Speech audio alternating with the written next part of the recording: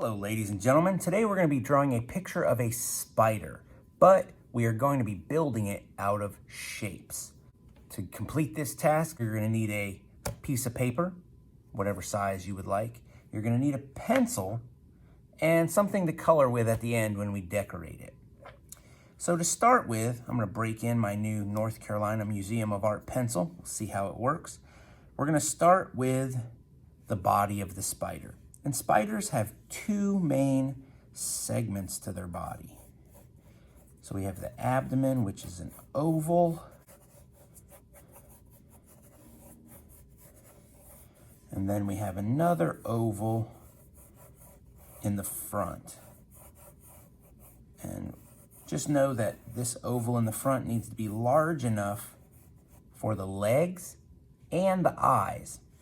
So all of the parts are attached to this segment in the front.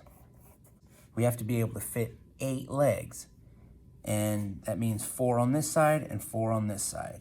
And I'm gonna use rectangles for those.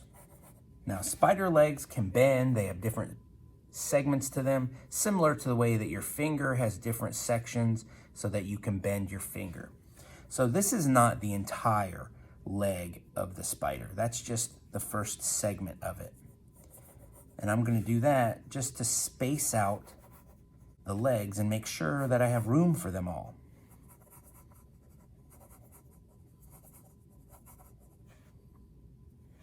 And then I'm going to match them on the other side so that they're balanced, they're symmetrical. When I move out to the rest of the legs, they don't have to match. Just like our legs, they aren't always in the same position on each side. When I'm walking, one leg might be bent while the other is straight. Spiders' legs are the same way. They're gonna move around. So they don't have to be perfectly symmetrical. That would actually make it look less realistic. But they do need to be symmetrical where they start.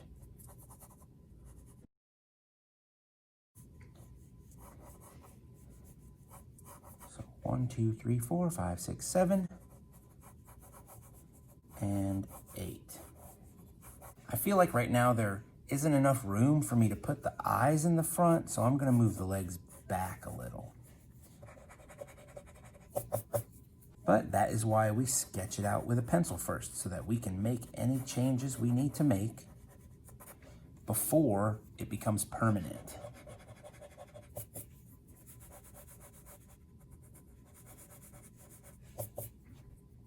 Yeah, that's a lot better. So we're gonna make this side match that. All right, to make more room in the front, all I did was made the gap between each leg smaller, and that's gonna allow more room to be in the front.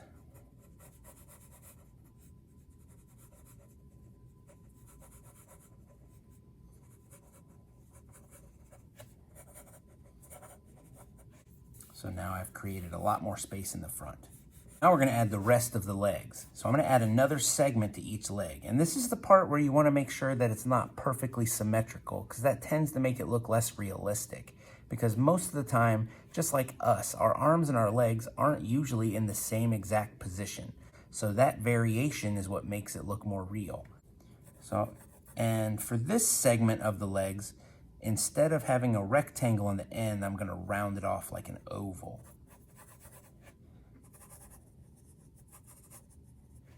So you can see already this leg's going up, back a little bit more, and this one's kind of out to the side.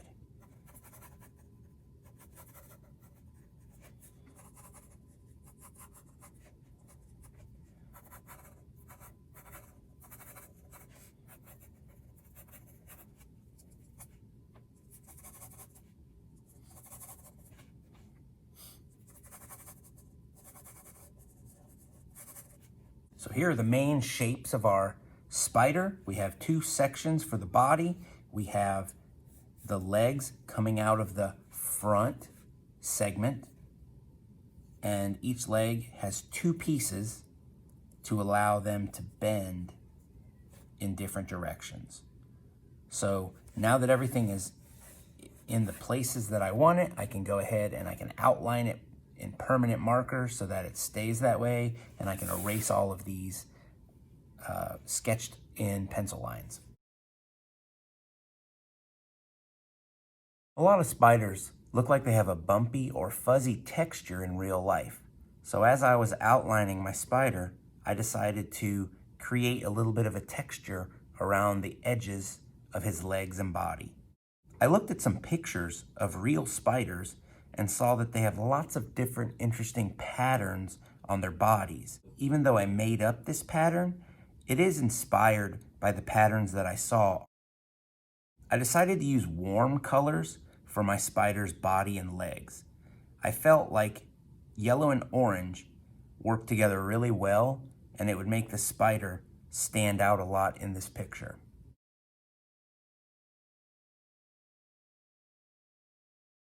Because I used warm colors to color the spider, I decided to make the eyes purple, which is a cool color. When you put cool colors next to warm colors, it creates contrast, which helps the eyes to stand out. I did the same thing in the background. Because blue is a cool color, it will help to make the spider stand out from the background.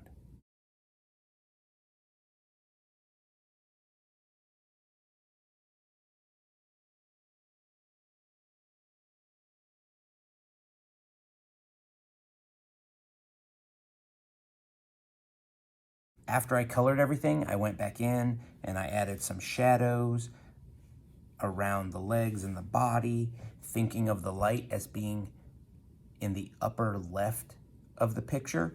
So the shadows are on the lower right of the picture. The same goes with the spider webs. This white glare is in the upper left side.